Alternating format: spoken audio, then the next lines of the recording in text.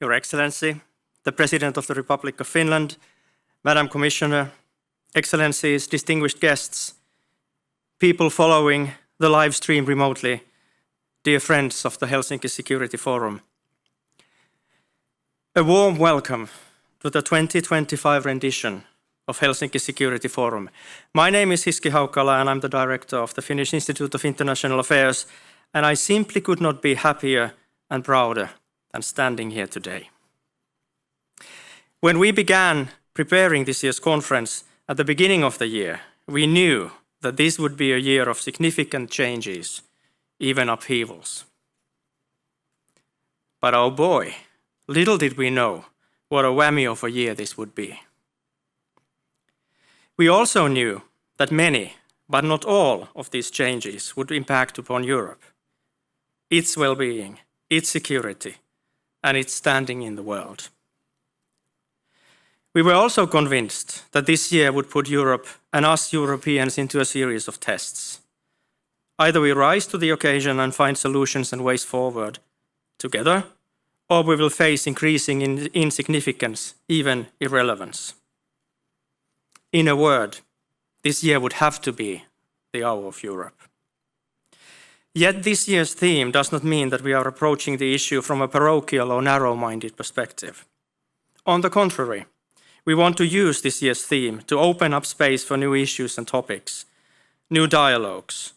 We also want to underline the importance of traditional friends and allies and bring new voices into the mix as well. This year's forum is even bigger and, I dare to say, better than before. We have a record number of side events, panelists and participants. We also have a record number of partners and sponsors.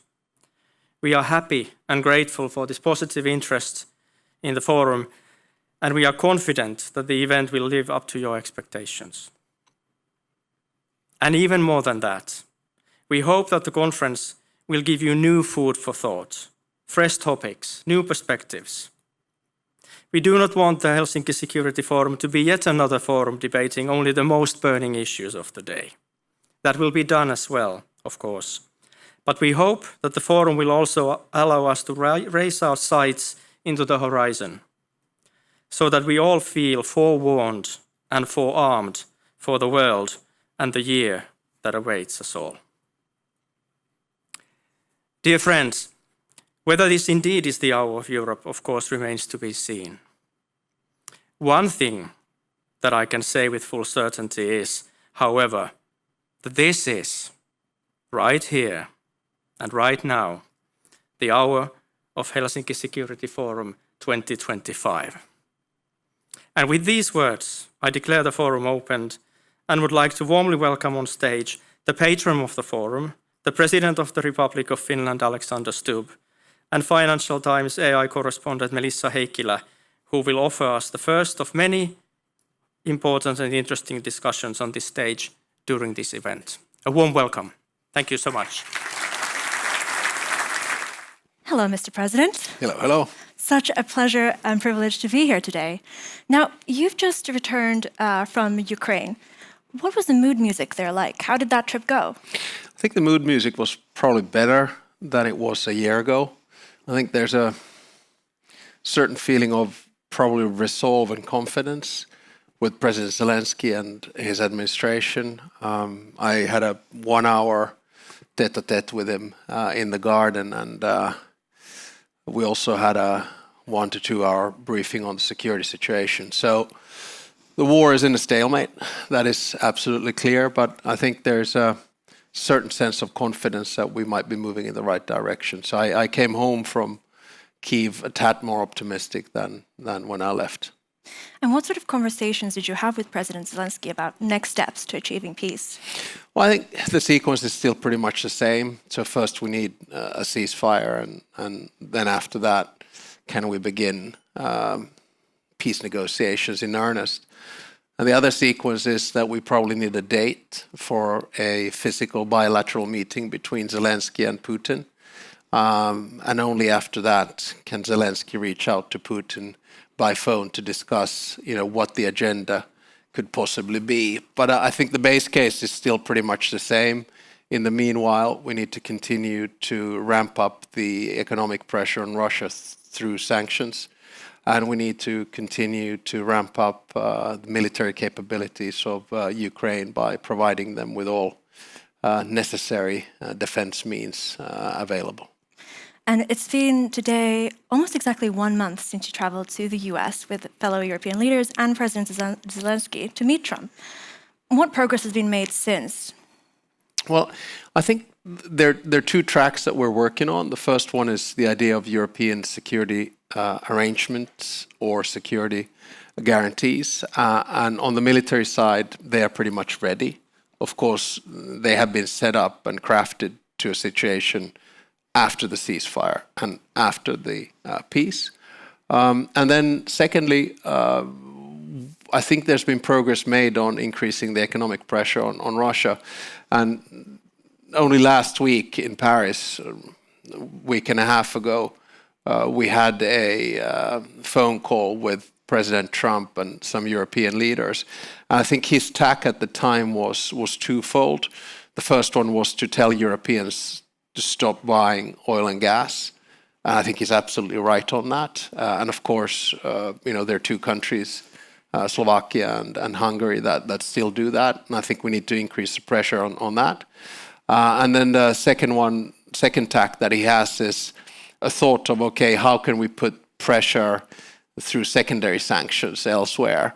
And I think there the European Commission, and speaking under the authority of Henna Virkkunen here, has done a really good job in communicating with the Americans what's possible and what's not. And I think the 19th package of sanctions was just rolled out by the Commission today. So, these peace mediation negotiations, you need quite a lot of patience. There's 1 week where things go your way, and then another week when you're just sort of banging your head into the wall and thinking we're not advancing at all. So I think we're in a better place now than we were a month ago. And how confident are you in yours and the EU's ability to win Trump over and actually achieve a ceasefire? Well, I don't think confidence is so much the issue. It's pretty much about a process and engagement. And that means that we're in constant communication with the American administration. And of course, they have their own interests. President Trump is doing everything that he thinks is right in achieving a ceasefire or a peace agreement. And we Europeans need to work closely with the United States in doing that. One day we feel that things are going in the right direction. At other days, there's a little bit of a stalemate. And of course, now the latest developments and public statements that we see coming out from President Trump during a state visit in the UK, in my mind, are nudging things in the right direction. And why do you think Trump is so keen to almost back Russian positions by giving Putin more time? Well, I don't think I'm the right person to comment on that. I think Trump is very persuasive in what he does, as we can see. He has been involved in negotiating a settlement between Azerbaijan and Armenia and others, and we'll see. I'm hopeful that we'll get there, and we never underestimate the capacity of the President of the United States to negotiate peace agreements. This week, we've seen a lot of news about drones in Poland. Why do you think Russia is doing that? I think Russia is testing us. You could say that they test us on many different ways, hybrid or otherwise. They test us on land, for instance, by instrumentalizing asylum seekers, as we have seen over the past few years. They test us in the sea by cutting cables. And now they test us in the air with drones. And it's always a gray zone, attribution, not attribution, purpose, not purpose. And they want to see our reaction. So, for instance, when I spoke with President Zelensky, it was quite clear that the judgment of the Ukrainians of this particular drone attack was that this was a way to, first of all, test the resolve of the alliance. We can be in Article 4, invoked Article 4 of NATO. And then Secure and the Secretary General of NATO decided to put forth an Eastern sentry. And I think the response was quite good. But at the same time, was probably an attempt to message to Ukraine's Western allies that perhaps you should take care of your own air defense first. So, you know, they test us all the time. And I think the key point also to understanding of the testing is the information war we see ongoing every day. And that's why I think it's very important that the security community, and to a certain extent also, you know, the free and open media, that, you know, you use judgment on you know, what kind of instruments you use from this information war, so it doesn't play into the hands of the Russians. So a lot of testing coming up in the next few weeks for sure. In Kiev, you spoke about collaborating with the Ukrainians on drone defenses. Can you talk a bit about what that looks like? Yeah, I think what we have to understand throughout this war, and for understandable reasons, I think a lot of people have felt that this is just a one-way street. So, you know, we provide Ukraine with military and financial assistance. That's it. But as a matter of fact, what we have to understand now is two things. The first one is that Ukraine has not only the largest, but the most modern and experienced army in Europe, 800,000 men and women. And secondly, their military capability right now in modern warfare is a notch above ours. So that means that, for instance, on air defense, we have a lot to learn on drones, drone defense systems, what kind of missiles are useful where. So, you know, I'm sure that a lot of European states, including Finland, will be doing close cooperation on drones. But on that side, right now, I feel that it's the Ukrainians teaching us rather than the other way around. So what have you learned? I mean, if it's happening in Poland, it's not inconceivable that it would happen in Finland. Well, I think the pattern of the drones is a little bit different in the sense that it has to be either serious malintent or serious incompetence if a drone flies, you know, on its way to the Ukraine, to Finland instead. So, you know, from this particular case, I don't think we can pick up that much, except that this was the first time that we were involved in Article 4 procedures on the Finnish side. I think this was the 8th time that Article 4 has been used in the history of the alliance. So we learned more about that procedure. Then, as far as the Eastern Sentry is concerned, I think that'll start very much at the southeastern flank of the alliance. So we're talking, you know, Romania, Poland, and then we start moving up through the Baltic states, Finland, and up to the high north in Norway. And this is something that we'll be working on together. So I think we learned procedurally more than we learned in terms of substance. And how prepared is Finland for this new kind of threat? Well, prepared enough is my answer, but we can always improve. So, for instance, today, I mean, I had a good meeting with our Chief of the Defense Forces and our Defense Minister, and we also had our Security Council meeting with the government today. And of course, in every meeting, we discuss Ukraine, and then it always has a different caveat. And today we did talk about drones, and then we also talked about Eastern Sentry. So, you know, we still have one of the most capable defense forces in Europe, and certainly the largest together with Turkey, Ukraine, and Poland. And I still feel that, you know, we have never let down our guard. Does this mean that we have 100% shield on drones? Of course not.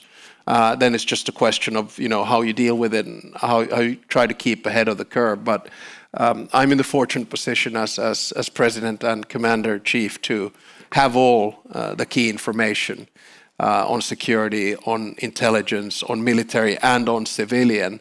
And as I keep on saying that, I feel very good about the place where we are.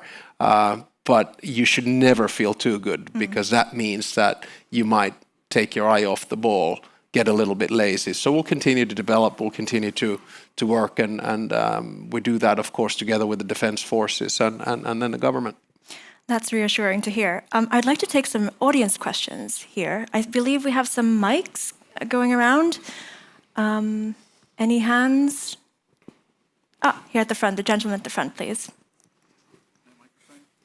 It's coming on its way. Good afternoon. I'm Charles Powell, Director of the Elcano Royal Institute in Madrid, Spain.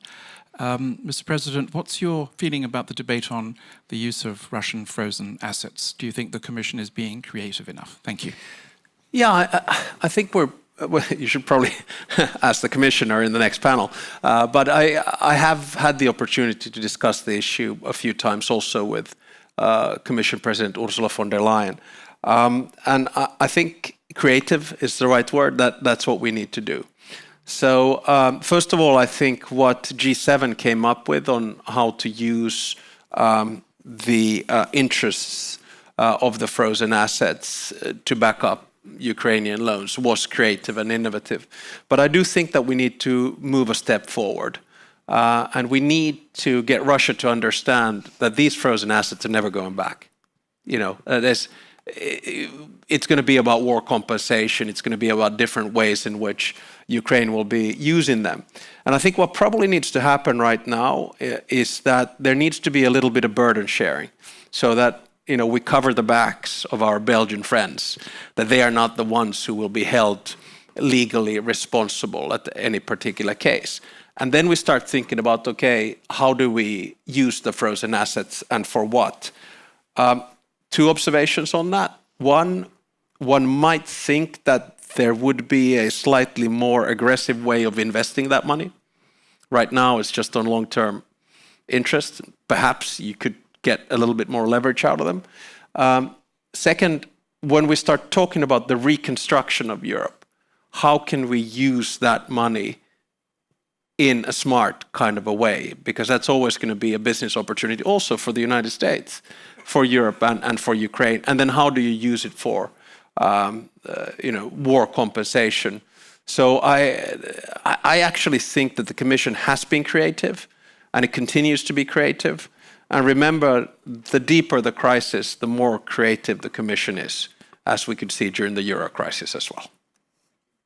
Great, thank you. I think we have one or two more questions. Here, gentleman in the middle, please.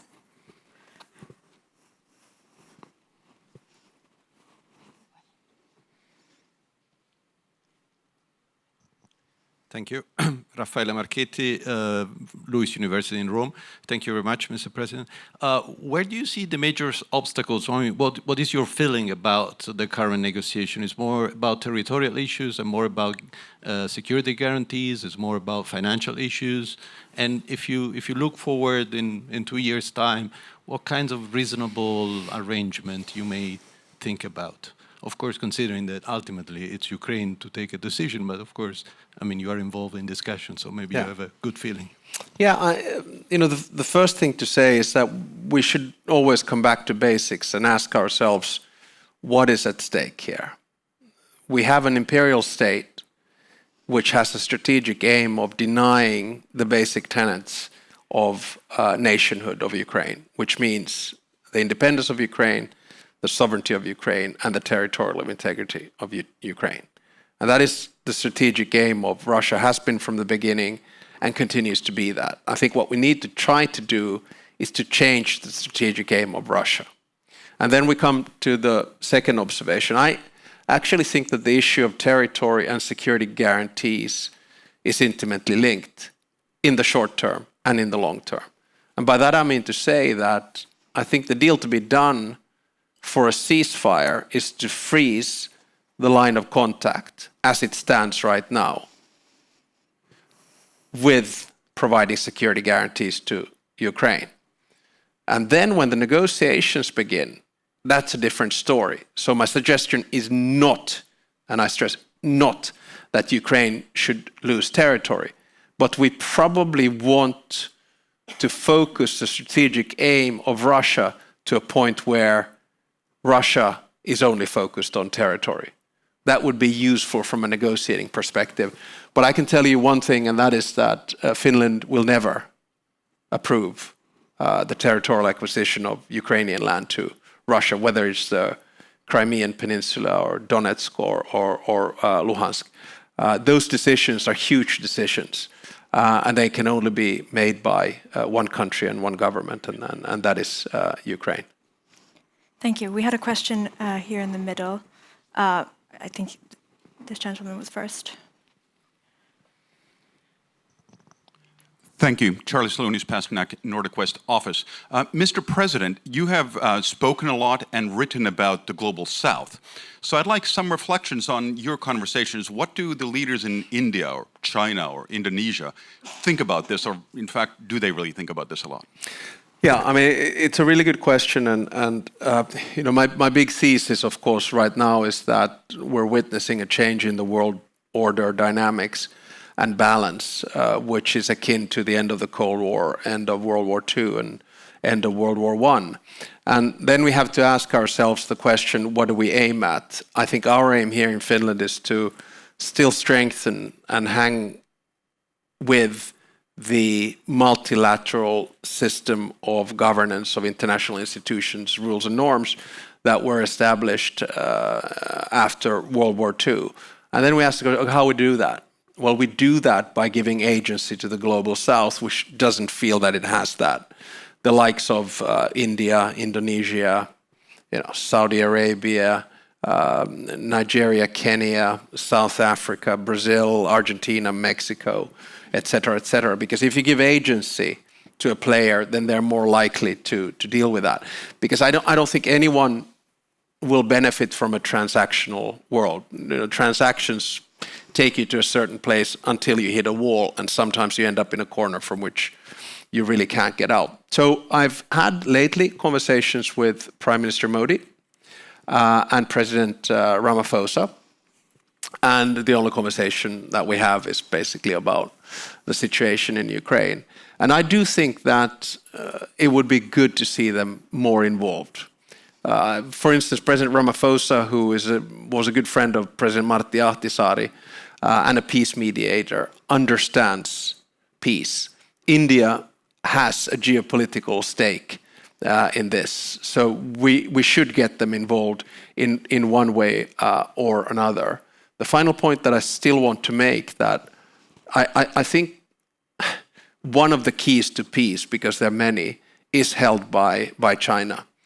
Because China has such a stronghold on Russia at the moment. So I think also, if I take a lesson from Martti Ahtisaari, fully understanding that not everyone can be involved in peace negotiations, but if there was a stake in the peace negotiations from India, from South Africa, for instance, Brazil, and then China, perhaps that could nudge us towards peace.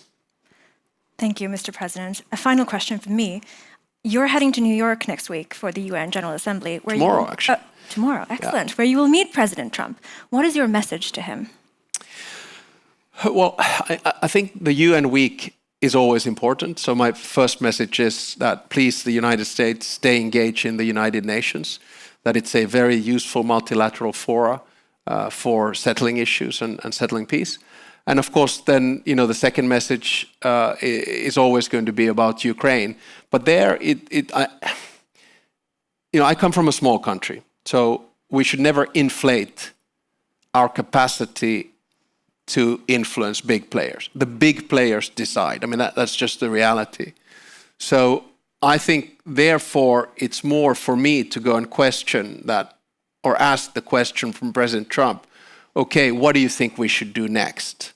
And if next means putting more financial pressure on Russia, if next means giving more military aid to Ukraine, if next means stopping Europeans buying oil and gas from Russia, I think we've made advancements. So I think we are looking at an interesting week.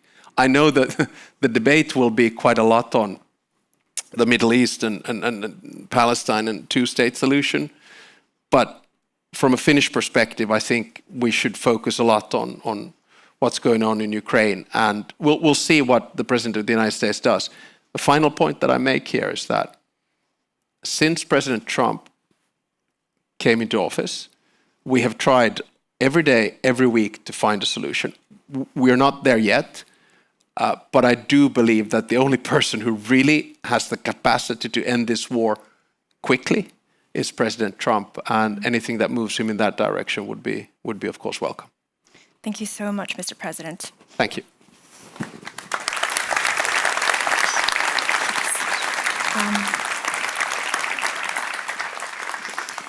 Thank you again. And next up, it is my great privilege to welcome Executive Vice President for European Tech Sovereignty, Security and Democracy, Henna Virkkunen.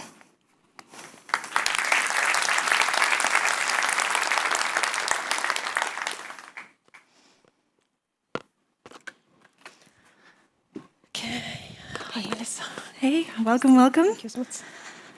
Thank you so much for joining us today. Now, you have quite the profile, tech sovereignty, security and democracy, at a very pivotal time in European politics. How do you see your role and the EU's role right now? Yeah, I think it's a very interesting portfolio, of course, when we look at the times we are living now, because we see that technology and security and democracy, they are very much interlinked. And of course, technologies, they are very important to our security and democracy, but they can be also used against us.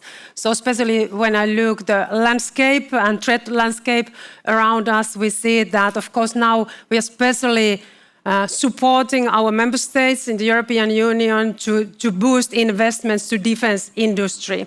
But also at the same time, we have to be prepared for many different kinds of threats. For example, to protect our external borders, also to protect our critical infrastructure, to be prepared when it comes to cybersecurity, and also support and defend our democracy, because our democracies are also very much under attack. And nowadays we see also that European Union, we have been very open for international investments and for businesses, and our industry, they have very, very global value chains. But nowadays we see that all these dependencies, they can be also weaponized against us. And that's why it's so important that we are building up our own capacities in critical technologies, that we make sure that we are not dependent on one third country or one company when it comes to some critical services, critical materials, critical infrastructure, that we have always capacity in all circumstances, also operate ourselves, but also that we have like-minded partners, because we don't think that anyone can be competitive and strong alone. So we also need partners when it comes to technologies and security. Brilliant. And what sort of lessons have you learned from the Ukrainian war? When it comes to technologies, of course, now there is a lot we can learn from Ukraine and the innovation cycle. Of course, it's something that is amazing in Ukraine, and also the productivity, how they are producing new equipments and all the investments they have done to defense capacity, and especially to new technologies. And of course, the unmanned vehicles, drones, they are playing nowadays a very big role in the battlefield. And this is something that we have to now also very much study from the European side when we are investing to our defense capabilities, especially the drones. Of course, it's a new element, and the innovation cycle, it's just a few weeks always. So the battlefield is also like a test bed all the time for new innovations, and that's why it's important that we are also present there, and we are learning all the time, every day, what is happening there, that we are also able to invest to these new technologies when we are making now big decisions. So I'm very, of course, happy about it that now finally our European member states, they are investing heavily to defense industry. So 2 years ago, our European member states, they were investing 70 billion, a little bit more than 70 billion to new investments in defense. Last year, it was already more than 100 billion. And I'm expecting that in this year, it will be even bigger amount of money. And this is also, in the same time, good news for our competitiveness and for our technologies, because nowadays also defense industry and new technologies, they are going very much hand in hand. And when we look critical technologies where we need our own capacity, AI, semiconductors, quantum technologies, cybersecurity, they are naturally very dual-use technologies also. So in the same time, when we are now investing to defense industry, it's also a great boost for our technologies and critical capacities in there. Excellent. And in the State of the Union address, the European Commission announced a new plan for drones in the eastern flank. Can you tell us a bit about what that looks like and what we can expect? Yes, we are working now on that together with member states, especially eastern border member states, because our member states in eastern border, of course, they are very much under pressure all the time from Russian side, and they have been preparing for decades. And defense industry is also in a very good level already. But now we are very much listening to ideas that our eastern member states are having when it comes to protection of our eastern border, and also on this drone wall, and what kind of new technologies we should use together, and how we could be able to protect our eastern border. So it's very much also about cybersecurity, about critical infrastructure, but also defending, for example, when it comes to drones. So in 1 month time, we are supposed to adopt a roadmap on our defense readiness from the European Commission side. So I'm preparing that together with Kaja Kallas. And now we are listening also to ideas from our eastern countries, that how we could now really boost investments also in this sector. And the EU just decided on a new 150 billion euro defense plan. What is the vision there? What do you hope to achieve? And what will this Europe of defense look like? That is the case in the European Union, that the defense policy, it's a competence of the member states, but also European Union can do a lot when it comes to defense. And especially we have been focusing very much to funding part and supporting member states now when they have to finance these very big investments in defense. So we were giving more flexibility on the budgetary rules for member states to allow them invest more to defense, but also we proposed this new instrument, safe loan, 150 billion for member states. And the idea is really to support member states now to invest more to defense, but also invest more together, because still it's a challenge often that European member states, they are making their own decisions when they are investing to defense, and they are making decisions alone. And so we are trying to support that kind of structure, that member states are more coordinating together, and they are also buying more together and buying more European. So this is also one of the really obligations on this loan, that 75% of the components, they has to come from Europe. But the safe loan, 150 billion, is also an instrument that member states can use also to support Ukraine. So the production in Ukraine, or then they can produce equipments, military equipments in the European Union side, and then export them to Ukraine. And member states were very interested in to use this loan. So 19 member states expressed their interest, and just in last week we pre-allocated this funding among our member states. And 13 member states already informed that they are planning to use this safe loan to support Ukraine. And of course, this is very promising, because what is happening in Ukraine, it's the most crucial, of course, aspect of our security in the European Union for the coming years. An interesting element of that is the attempt to reduce tech dependency, I guess, on foreign tech. US, China come to mind. I mean, is the EU too reliant, and how realistic is it to purchase only European when it comes to these cutting-edge, powerful technologies? We have been very open for businesses and for investments from third countries. And when we look our technology, the whole stack, 80% of our technologies is coming outside of European Union. So this figure already, it shows that it's not realistic to think that in the coming years we could produce everything by our own. And we are not even planning that. So we want to make sure that we are now focusing to critical fields. So we are looking, for example, our critical infrastructure. We don't want that we have high-risk vendors there. So we should use only trusted vendors in our critical infrastructures, in our 5G networks, in our ICT networks, also when we look our energy, for example, also some parts of our transport sector. But then also we are focusing to certain technologies where we see that these are very critical for our economy, for our security and for the future, because those countries and continents who has the capability in AI, in quantum technologies, in semiconductors, they are very much, of course, leading the economy, dominating the economy in the coming years and decades, and they have also power when it comes to security. So security and also to capacity in technologies, they are very much interlinked, and that's why we are now focusing especially to those technologies to make sure that we have our own capacity there. But in the same time, we are also working with the like-minded partners.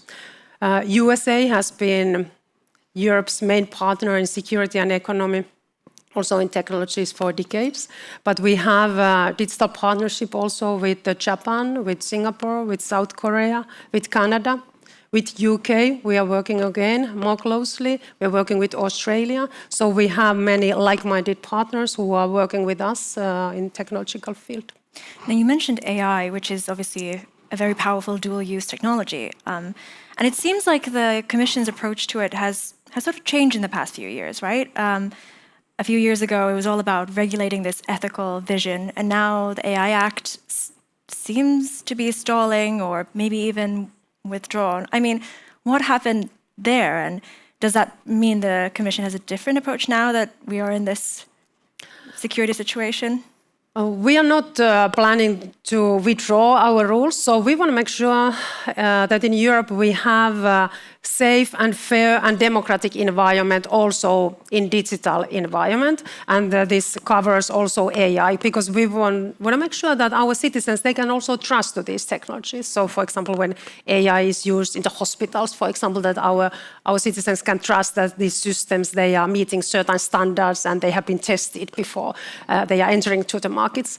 But the main point from our side is now when we speak about technology is really to make sure that Europe is a place to innovate and investment. And that's why that is the main angle now also in our communication and how we are now enforcing the rules, that we want to implement the rules in a very innovation-friendly manner. And also we are now very committed to make Europe faster and easier for the businesses, because we are often facing criticism that Europe is too slowly and bureaucratic, and we have to boost the competitiveness of our businesses if we want to be stronger in technologies, if we want to be stronger also in defense. Europe has to be an attractive place for investments and innovations. So that's why we are simplifying the processes. Also, we are making Europe easier and faster for the businesses. But the main principles, what we have set in our rules, fair, democratic, safe environment, that these we are not going to roll back. Thank you. We have time for some audience questions now. Same drill as before. Mics are going around the room. Here, gentleman in the middle, and then the lady on my left. Where are the mics?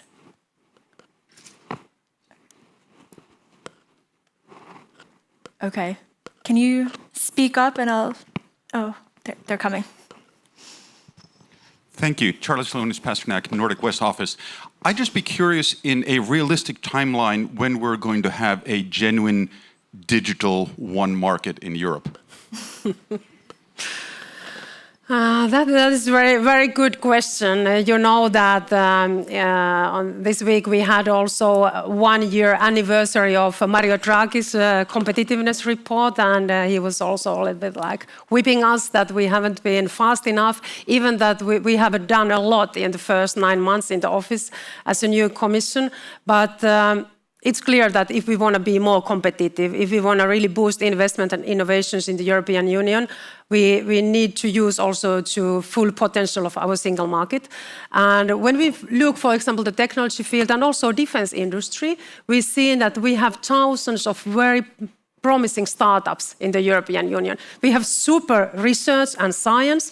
We have, for example, in AI, we have 7,000 startups in the European Union who are willing to train and develop AI, but they are facing now big obstacle because they don't have access to computing capacity. That's why we are investing together with our member states to computing capacity to supercomputers like Lumi in Kajaani, and we will have 5 times more computing capacity in 1 year time, and we will give access to our startups and researchers to train AI. But then the next step is really that how our startups, how they can get access to capital in European Union. It's a big obstacle for them, and also really access to markets, because often we have 27 different frameworks in the European Union. And this is the main reason why so big part of our startups, they are moving to USA to scale up their business. So annually, often more startups are created in the European Union than in the USA side, but only 8% of the scale-ups are in the European Union and 60% in USA. So it clearly tells that we are investing very much to research, science, we have potential startups, but to able to scale up their businesses, they have to move to USA, where they can have access to capital, access to bigger markets. And we have to change this, and we have to change this very fast. Thank you. We had a question here at the front and then all the way at the back after.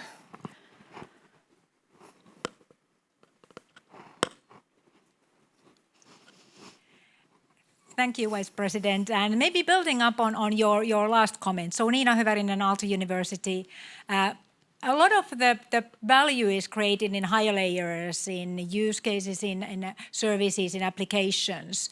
And you were talking about the critical infrastructures and technologies, but what about data? What would be your message to companies, to public organizations, which actually hold all those European crown jewels in data? What are your messages there? Thank you. That is also a very important topic on our agenda currently, when we want to boost innovations and investments in the European Union, also especially use of AI. We are currently now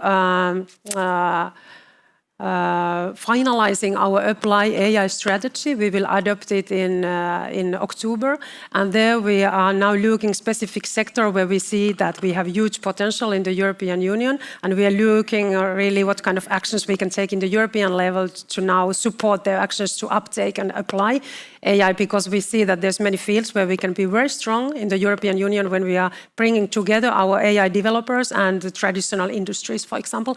But the important obstacle is also access to data and how to get that kind of high quality data sets.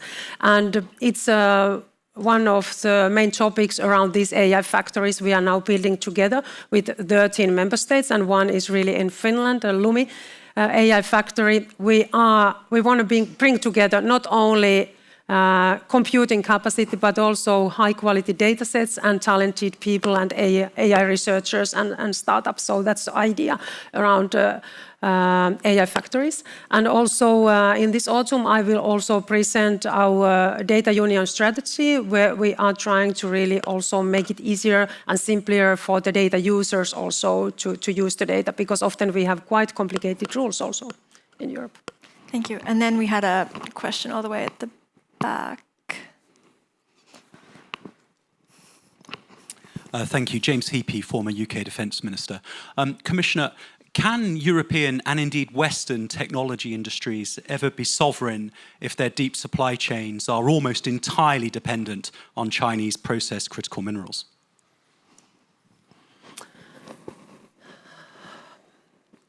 We are currently now also identifying that what are the most critical parts where we should be also able to have our own products, our own capacities, but some of the products and components we are using, they are not so critical. But I think it's very important that now we are focusing on these parts to where we can't be dependent on third countries, where we have to have trusted vendors. And it's not happening really in overnight, because we have had decades of policy where we have been cooperating very much internationally, and we have been open to businesses and investments, and also our value chains, they are very global.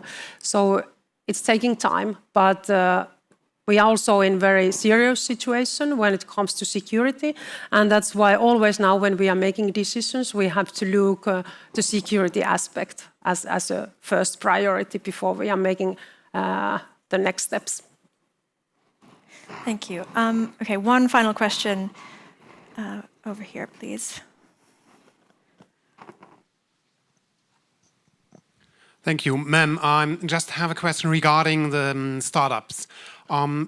You mentioned, and I really appreciate that we are doing a lot in Europe for startups, but we are facing a problem there as well, because from these very talented and gifted young ladies and gentlemen, they often have no ideas about what the military is doing, how they interact, so like interoperability and all that stuff. So what is the European Union doing not to create another 24/7 approach like we have in the national approaches with armament and etc., and offering, for example, by using the European Defence Agency, training, access to doctrines, etc., so that they are not only developing good technology, but making it operational readiness for our forces. Thank you.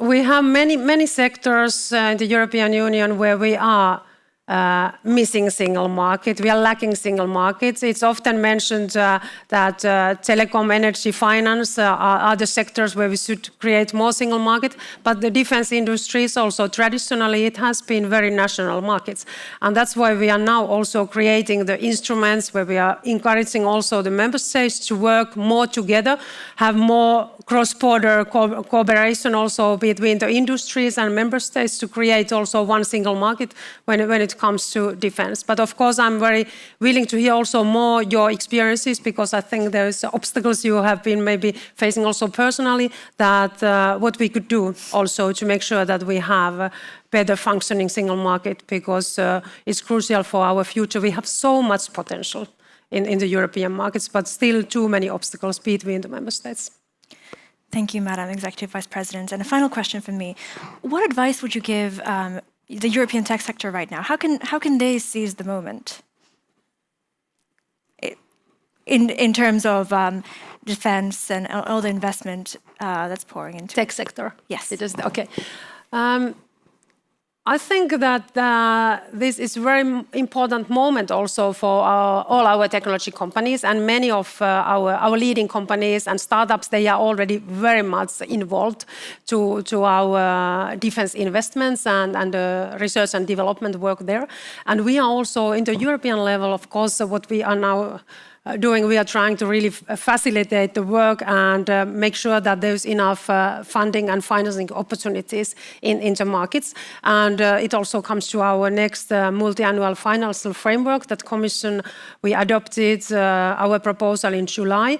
We are proposing that we will invest in the coming years, so we will have 5 times more funding for technologies that we have nowadays in our budget, 10 times more to military mobility, so to transport projects that we have currently. These are very important for our defense, and 5 times more also for defense industry that we have nowadays. So we are really boosting now from our side also the possibilities to invest to defense and security, and we are all the time supporting and encouraging very much the dual use cases, because technologies and defense investments, they are going very much hand in hand. So I'm sure that in a few years' time, Europe will be much stronger than today. So we are much better prepared to defend ourselves. And also we are stronger when it comes to technologies and competitiveness. So I think we have been taking already important steps during the last months, and now we just have to speed up the processes in the coming months. Wonderful. Yeah. Thank you so much, Madam Vice President. Thank you.